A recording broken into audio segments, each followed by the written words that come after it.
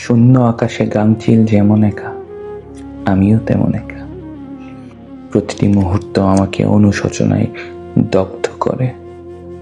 একাকী নীরবে সহ্য করি। এটাই তো আমার প্রাপ্য। মেয়েগুলোকে চেয়েও বাঁচাতে পারিনি। বুকের ওপর পাথর চেপে পাঠিয়ে দিয়েছে বহুদূরে।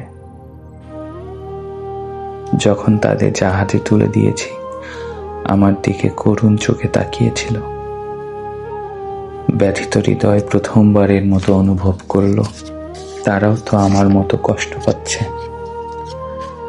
কিন্তু তখন আর আমার সামর্থ্য ছিল না। আমার জীবনের বসন্তকাল তুমি। তোমার অসহ্য আলিঙ্গন আমার সহ্যের বাইরে ছিল। তোমার আর্তনাদ করে পালিয়ে যাওয়ার অনুরোধ আমার নিঃশ্বাস বন্ধ করে দেয়। সত্যি যদি পারতাম পালিয়ে যেতে, কিন্তু তা আর সম্ভব নয়।